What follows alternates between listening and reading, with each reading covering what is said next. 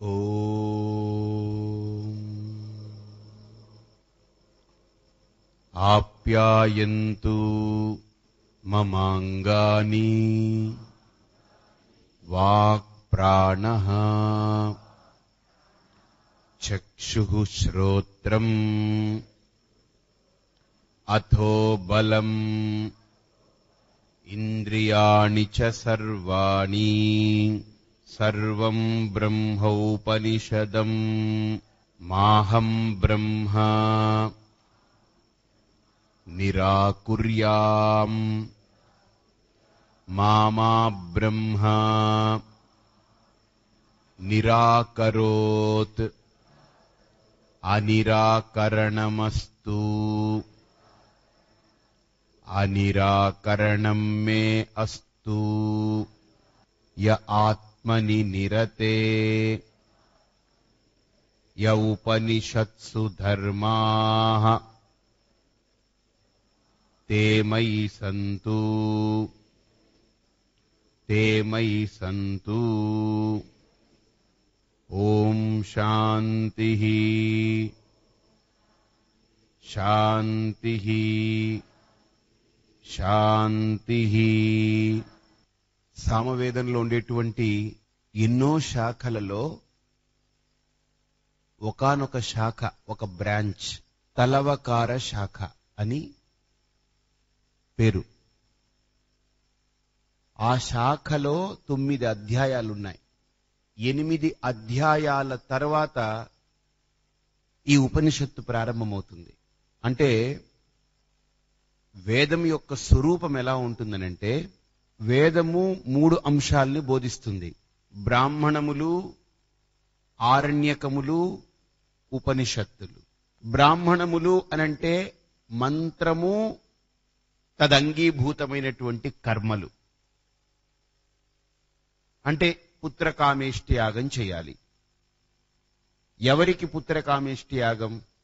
పెళ్ళయి పిల్లలు కలుగకుండా వాళ్ళు సంతానహీనత ఉంటే వాళ్ళు ఈ పుత్రకామేష్టి చెయ్యాలి. అర్థమైందే? అంటే వాళ్ళు కోరుకునే కోరిక సమంజసమై ఉండాలి, పొసగాలి. ఇక రెండవ అంశం ఏంటనంటే, కేవలం కోరుకుంటే సరిపోదు, దాన్ని ఆచరించాలి. ఆ ఆచరణనే కర్మ అంటారు. ఆ కర్మ మంత్రయుక్తమై ఉండాలి. కేవలం కర్మ నెయ్యి తయారు చేసుకుని సమిధులు పెట్టేసి అలా పోసేస్తూ పోతుంటే సరిపోదు, మంత్రయుక్తమై ఉండాలి. కాబట్టి బ్రాహ్మణములు అనంటే అర్థం ఏంటనంటే, మంత్రములు, ఆ మంత్రముల యుక్తమై చేసేటువంటి కర్మ, ఈ రెండింటిని కలిపి బ్రాహ్మణములు అంటారు. మంత్రము ప్లస్ కర్మ, ఇది రెండింటిని కలిపితే బ్రాహ్మణములు అంటారు. ఆరణ్యకములు అంటే వేదము యొక్క ఇంకొక భాగం, రెండో భాగం ఆరణ్యకములు అంటారు. అంటే ఆరణ్యకము అని అంటే అరణ్యంలో ఉండి ఆ దేవత విశేషమైనటువంటి ఆ శక్తిని ఉపాసన చేస్తారు.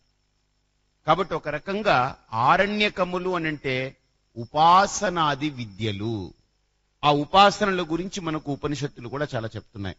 మీరు ఈశావాస్యం వినుంటారు. అందులో సూర్యుడి గురించి ఉపాసన చెప్పారు, గాయత్రి ఉపాసన చెప్పారు, వినుంటారు మీరు. సూర్యోపాసన ఎలా ఉంటుందో, పూషన్, ఏకర్షే, యమ, ప్రాజాపత్య, ఇవన్నీ మంత్రంలో మీరు చూసుంటారు. అలాగనే ప్రతి వేదానికి కూడా బ్రాహ్మణములు అనేటువంటిది ఒక పోర్షన్, ఆరణ్యకములు అనేటువంటిది ఇంకొక పోర్షన్.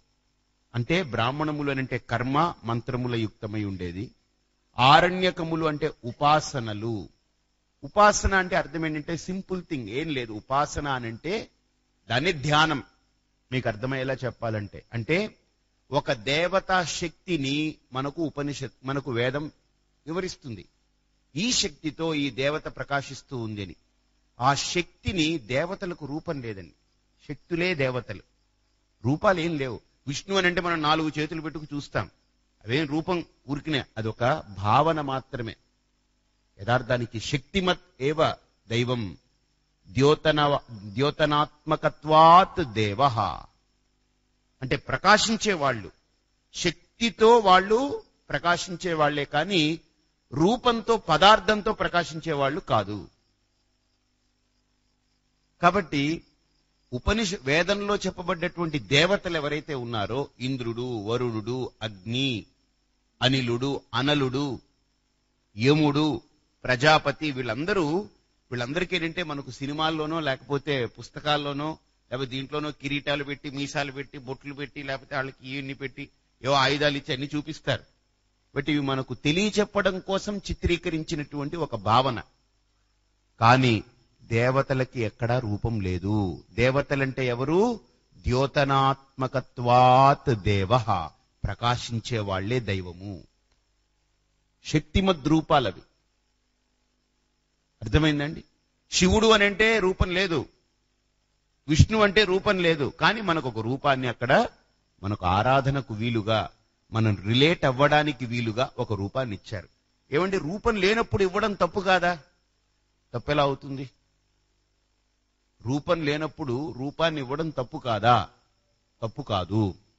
ఎందుకు తప్పు కాదు అనంటే, మన మనస్సుకి, మన బుద్ధికి, మన యొక్క భావానికి ఒక రూపం ఉంటేనే, ఒక భావం ఉంటేనే మనం గుర్తించగలం.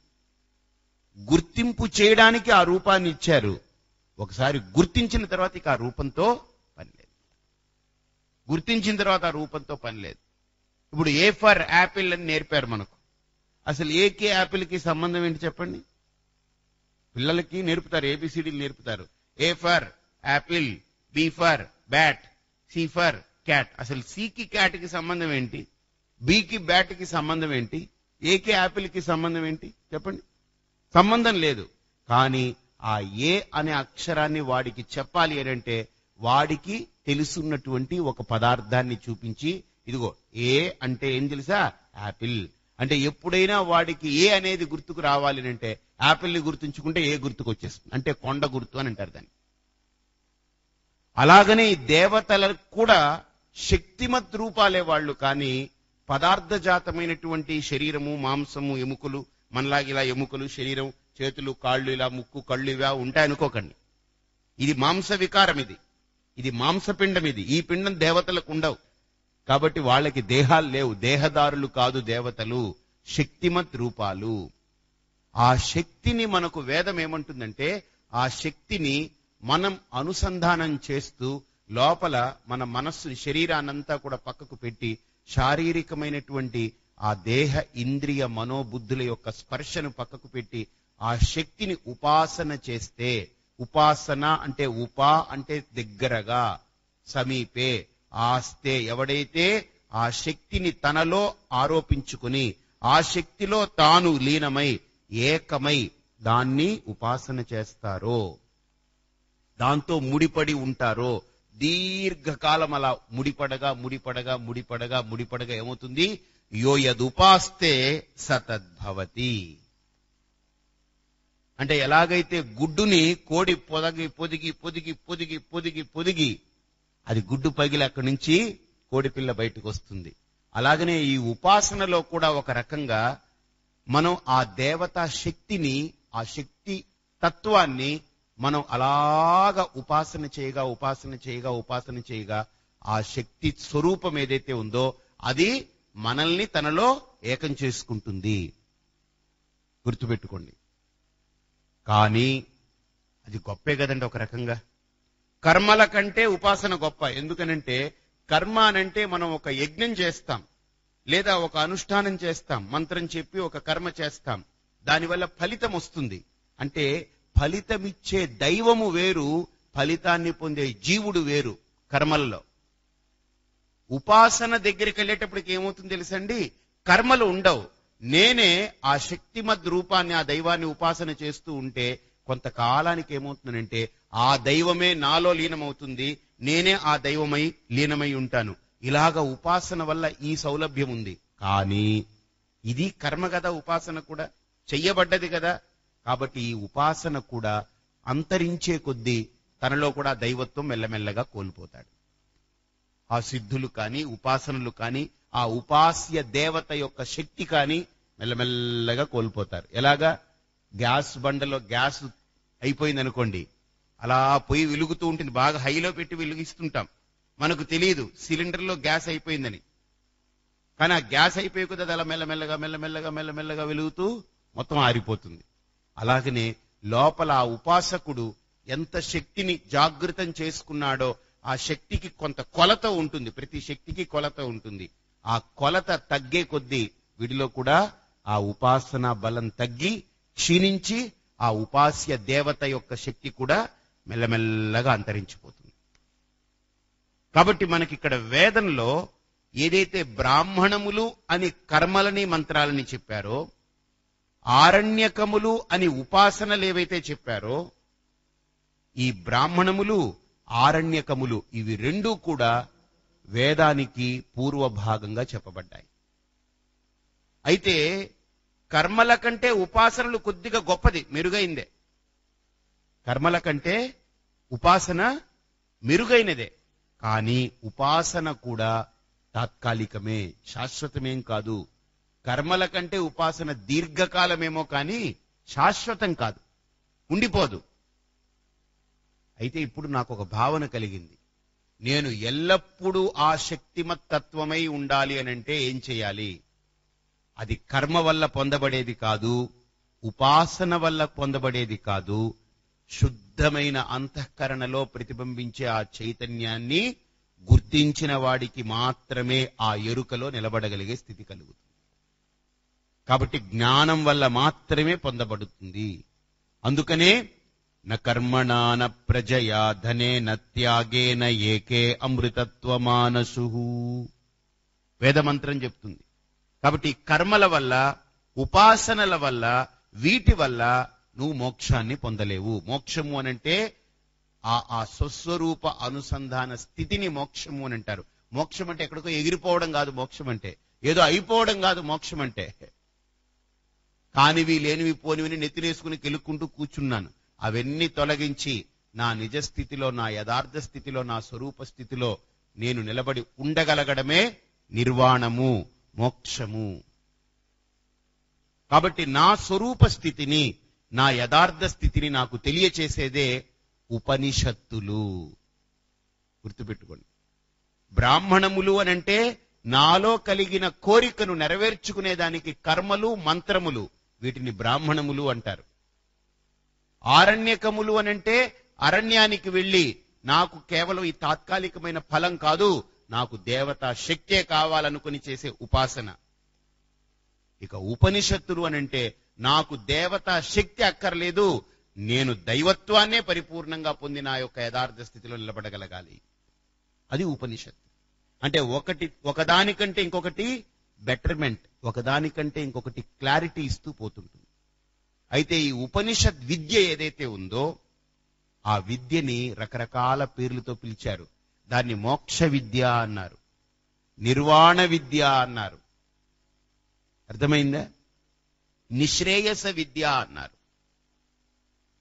ఇంకా చెప్పాలి అనంటే దాన్ని బ్రహ్మ విద్య అన్నారు, ఆత్మ విద్య అన్నారు, దాన్నే పూర్ణ విద్య అన్నారు. అంటే ఇట్ ఈస్ కంప్లీట్. అంటే ఏది పొందితే, ఎక్కడికి చేరుకుంటే మనిషి ఏది పొందితే ఇక పొందడానికి ఏది శేషము లేదో ఆ పరిపూర్ణత్వాన్ని ఇస్తుంది ఈ ఉపనిషత్తు. అటువంటి వేదంలో అంతిమ భాగమైనటువంటి ఈ ఉపనిషత్తుల్ని చివర పెట్టారు. ఇది వేదానికి చివరన పెట్టారు. మొట్టమొదట కర్మ, తరువాత ఉపాసన, చివరగా ఏమొస్తుంది? ఉపనిషత్తులు. అందుకనే వేదానికి చివరన పెట్టారు. కాబట్టి వేదానాం అంతః వేదాంతః, అందుకే దీనికి పేరు వేదాంతము అని పేరు వచ్చింది. అందుకనే కృష్ణుడు కూడా నహి జ్ఞానేన సదృశం పవిత్రమిహ విద్యతే. అందుకని పురాణాలు మనకు వేదంలో లాగా కర్మల వరకు వెళ్తుంది, ఉపాసనల వరకు వెళ్తుందే కానీ మోక్షాన్ని ఇచ్చేటువంటి ఆత్మజ్ఞాన నిష్టను పురాణాలు కలిగించలేవు. తెలియజేసే ప్రయత్నాలు చేస్తాయి అవి. బట్ పురాణాలు ఎంతవరకు వెళతాయనంటే భగవంతుడు, వాడి పట్ల నమ్మకము, వాడి పట్ల శ్రద్ధ, వాడిని ఆరాధించడం, వాడిని పూజించడం, వాడిని సేవించడం, సద్భక్తిని పెంచుకోవడం, సదాచారాన్ని అలవరుచుకోవడం, ఇవన్నీ నేర్పుతాయి పురాణాలు. అంతవరకే వెళుతాయి, దానికంటే ముందుకి వెళ్ళలేవు. కానీ ఉపనిషత్తులకి సరిసమానమైన విద్య ఈ లోకంలో ఏదీ లేదు. నాణ్య పంథ అయనాయ విద్యతే. ఆ స్థితిని పొందడానికి, ఆ యథార్థమైన ఆత్మజ్ఞాన నిష్టను పొందడానికి లోకంలో ఉపనిషత్తులు ఒక్కటే మార్గము. అయితేనండి ఈ ఉపనిషత్తులు నా అంతటి నేను బజార్లో బుక్స్ దొరుకుతాయి కొనుక్కొని చదువుకుంటానండి. నీ అంతట నువ్వు చదువుకుంటే ఉపనిషత్తులనేవి నీకు కలగవు, నీకు రాదు. కాబట్టి ఎవరు కావాలి దీనికి? గురువు కావాలి. గుడ్డు తీసుకొచ్చి మన ఇంట్లో పెట్టామనుకోండి, కోడిపిల్ల అవుతుందా? మనం రోజు ఇలా చేతిలో పెట్టుకుని మనం పొదిగాం అనుకోండి, ఇలాగా అవుతుందా? నో. ఆ గుడ్డుని మీరు ఏం చేసినా కోడిపిల్ల అవ్వదు. ఆ గుడ్డుని ఏం చేయాలి? కోడికి అప్పచెప్తే అది పొదిగితే పిల్ల అవుతుంది. అలాగనే మనం గ్రంథాలు పట్టుకొచ్చి మనం ఏం చదువుకున్నా అది గ్రంథులు ఏవి వేడవు లోపల, ఇంకా గ్రంథులు అలానే ఉంటాయి. కాబట్టి ఆ గ్రంథులన్నిటినీ కూడా విడగొట్టేటువంటిది ఉపనిషత్తులే అయినా ఆ ఉపనిషత్తుల్ని గురుముఖతః శ్రవణం చేయాలి. అందుకనే ఆత్మావారే ద్రష్టవ్యః, శ్రోతవ్యః, మంతవ్యః, నిదిధ్యాసితవ్యః అని ఉపనిషత్తులో ఒక విధి. అంటే యథార్థాన్ని గుర్తించాలి అనంటే ఆ యథార్థాన్ని తెలియచెప్పే గురువుని ఆశ్రయించాలి, సద్గురువుని ఆశ్రయించాలి. కాబట్టి ఇక్కడ మనకు ఈ ఉపనిషత్తులనేటువంటి అంశంలో మనకు 10 ఉపనిషత్తులు చెప్పుకున్నాం. ఈశ, కేన, కఠ, ప్రశ్న, ముండక, మాండూక్య, ఐతరేయ, తైత్తరేయ, ఛాందోగ్య, బృహదారణ్యకం అనేటువంటి 10 ఉపనిషత్తులు ఉన్నాయి. మేజర్ ఉపనిషత్స్ అంటే బాగా ప్రాచుర్యంలో ఉన్నవి. ఇంకా చెప్పాలంటే 1108 ఉపనిషత్తులు ఉన్నాయి. అన్నిట్లో కల్లా ఈ 10 ఉపనిషత్తులు సరిగ్గా అధ్యయనం చేయగలిగితే, వీటిని సాంప్రదాయమైనటువంటి రీతిలో గురువు సన్నిధిలో కూర్చుని సాంప్రదాయమైన పద్ధతిలో ఈ ఉపనిషత్తుల్ని కనుక అధ్యయనం చేయగలిగితే చాలు, వాడికి వాడి యొక్క వాస్తవ స్థితి వాడికి అర్థమైపోతుంది. గురువు వాడిని శుభ్రంగా రాయిని ఎలా చెక్కాలో చెక్కి ఏం చేస్తాడు? శిల్పంగా మారుస్తాడు. అర్థమైందే? కారణం ఏంటి? ఈ ఉపనిషత్తుల యొక్క ప్రాచుర్యం అలాంటిది, దీని యొక్క గొప్పతనం అలాంటిది. ఇది గురువు యొక్క గొప్పతనం అని మీరు అనుకున్నా, గురువుకి వాళ్ళ గురువు యొక్క గొప్పతనం అని వాడు అనుకుంటాడు. వాళ్ళ గురువు ఏమనుకుంటాడు? అబ్బో మా గురువు గొప్పతనం. కాబట్టి ఇది వ్యక్తుల గొప్పతనం కాదు, ఇది వ్యవస్థ యొక్క గొప్పతనం. మన ఋషులు ఏర్పరిచినటువంటి ఈ పరంపర, ఈ వ్యవస్థల యొక్క గొప్పతనం ఇది. అంటే ఈ ఉపనిషత్ సిద్ధాంతం యొక్క గొప్పతనమే కానీ వ్యక్తి యొక్క గొప్పతనం కాదు. కాబట్టి ఇక్కడ ఆ సాంప్రదాయాన్ని అనుసరిస్తూ ఈ ఉపనిషత్ అనేటువంటిది సామవేదంలోకి వస్తుంది. ఇది సామవేదంలో ఎన్నో శాఖలున్నాయి. ఆ శాఖల్లో తలవకార శాఖ ఈ శాఖకు పేరు. అంటే సామవేదం అనేది ఒక చెట్టు అనుకోండి, దాంట్లో ఎన్నో శాఖలు ఉంటాయి, బ్రాంచెస్ ఉంటాయి. ఆ బ్రాంచెస్ లో ఇది తలవకార శాఖ. ఆ శాఖకు ఒక పేరు. ఆ శాఖలో 9 అధ్యాయాలు ఉన్నాయి.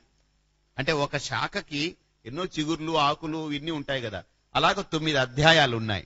ఆ 9 అధ్యాయాల్లో మొట్టమొదటి అధ్యాయం నుండి 8వ అధ్యాయం వరకు ఏమేం చెప్పారు తెలుసండి? ప్రాణోపాసన గురించి చెప్పారు. ఇక్కడ ఈ తలవకార శాఖలో కేనోపనిషత్తు ప్రారంభం అవ్వడానికి ముందు వరకు ప్రాణోపాసన గురించి చెప్పారు, గాయత్ర సామ విషయాల గురించి చెప్పారు. అంటే సామంలో ఉన్నటువంటి గాయత్రి అనేటువంటి ఛందస్సులు ఏవైతే ఉన్నాయో గాయత్రి సామములు, వాటి గురించి కూడా వివరణిచ్చుకుంటూ వెళ్ళారు.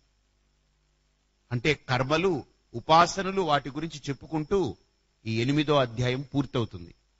ఇక 9వ అధ్యాయం ప్రారంభంలోనే ఉపనిషత్తు ప్రారంభమవుతుంది. అంటే మోక్ష విద్య, బ్రహ్మ విద్య. ఆ విద్య ప్రారంభం అవ్వడమే శిష్యుడితో ప్రారంభమవుతుంది. ఏమిటి అని అడిగితే ఆ శిష్యుడి యొక్క ప్రశ్న అంత గొప్పగా ఉంటుంది. కేనేషితం ప్రేషితం మనః పతతి. ఆ కేన అనే శబ్దంతో ప్రారంభమైంది కదా, అందుకని దీనికి పేరు కేనోపనిషత్ అని పెట్టారు. సామవేదాంతర్గత తలవకారీయ శాఖ కేనోపనిషత్. సామవేదంలో తలవకార్య శాఖ అనేటువంటి దాంట్లో వచ్చేటువంటి కేనోపనిషత్ అన్నమాట ఈ ఉపనిషత్తు.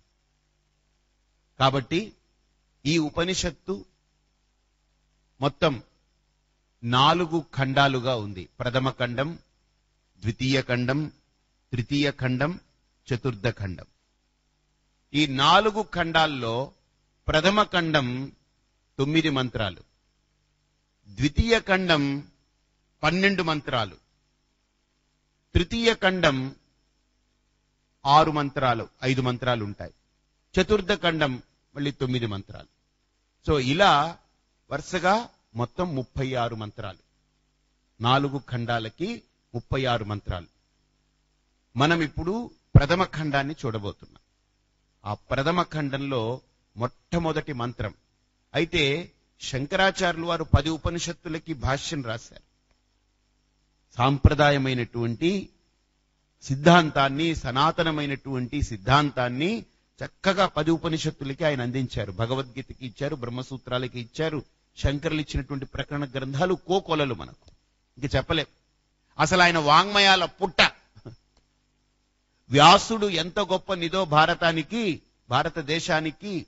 వ్యాసుడు అని అంటే వ్యాసోచ్చిష్టం జగత్ సర్వం అంటారు. అంటే వ్యాసుడు ఇచ్చిందే మనం బ్రతుకుతున్నాం ఈ వాంగ్మయాలతో. కానీ వాటన్నిటికీ ఒక రూపాన్ని ఇచ్చి సంస్కరించినటువంటి వాంగ్మయాల నిధి శంకరులు.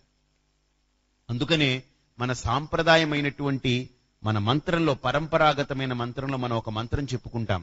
నారాయణ సమారంభాం వ్యాస శంకర మధ్యమాం అస్మదాచార్య పర్యంతాం వందే గురు పరంపరాం.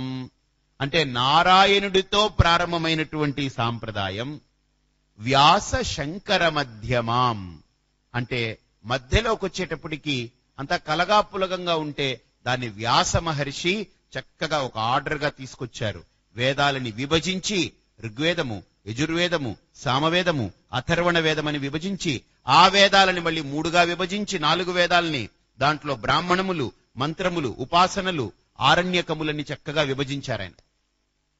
బ్రాహ్మణములు, మంత్రములు 2 ఒకటే విభాగం. ఉపాసనలు, ఆరణ్యకములంటే ఉపాసనలు, ఆ తర్వాత ఉపనిషత్తులను విభజించారు.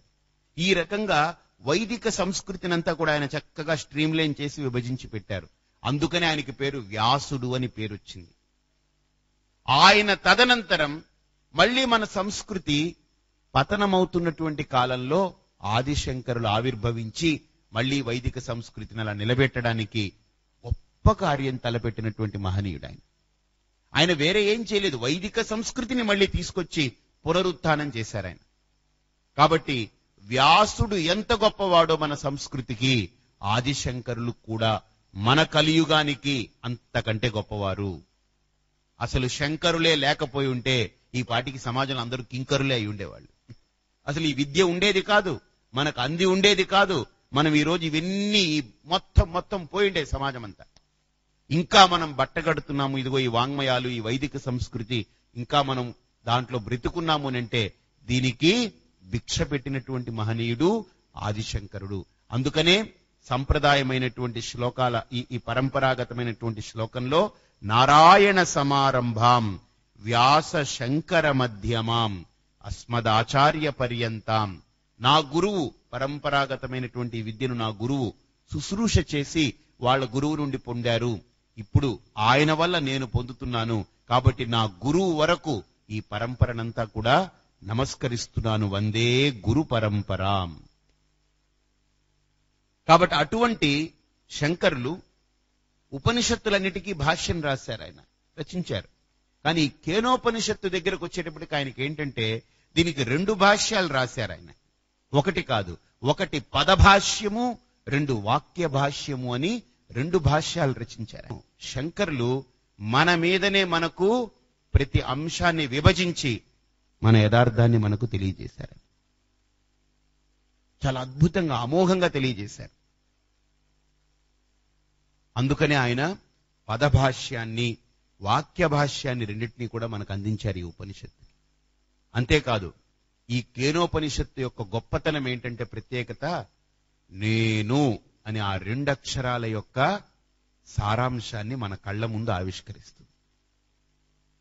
నేను అని ఏదైతే ఉచ్చరిస్తున్నానో ఆ నేను అని ఉచ్చరించే ఆ జీవ స్వరూపాన్ని నిరూపణం చేస్తుంది ఈ ఉపనిషత్తు. కాబట్టి ఈ కేనోపనిషత్తులో మనం శాంతి మంత్రం చూశాం.